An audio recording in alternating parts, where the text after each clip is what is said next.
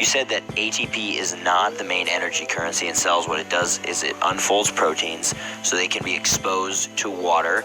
And then the ultimate energy currency, and this is proven by Gilbert Ling and the work of Pollock, is that sunlight shines on that water, creates a battery, and that provides energy. But how does that work? Like, how does the energy power the proteins, and how does it flow through the water? And then how does that make us actually alive? And this is why sun's more important than food, and why if you don't get sun, food isn't going to make up for it. But how does it actually work, the energy flowing through the water and powering the proteins? Solar light hits water. Water is an electromagnetic capacitor because what does it do? It has a high heat capacity. That means that it can absorb shit tons of light.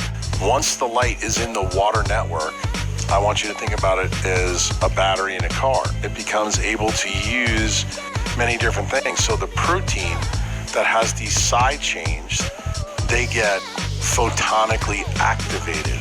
In other words, you're changing the spin state of electrons and protons. You're actually changing the spin state of photons that are buried in the water to do things that it can do. So the protein, remember, it has 4 different protein folding abilities. It's called primary, secondary, quaternary, and I should say tertiary and quaternary. The first 2 bends of proteins are controlled by DNA, the DNA code. Guess what the last 2 bends are controlled by? The redox power in the cell.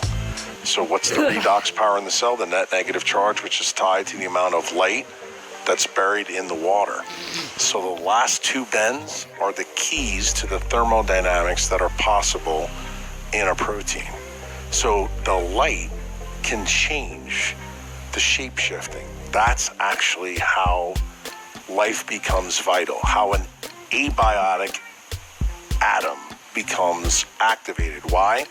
It's the level of energy in the system that controls it at the protein level. There we go. It's pretty interesting. I can't wait to re-listen to this. That's a mic drop right there. Yeah. Well, but you know, the cool thing is, he just asked me like a really fundamental question, like, what is life? That's really what he asked me. Yeah.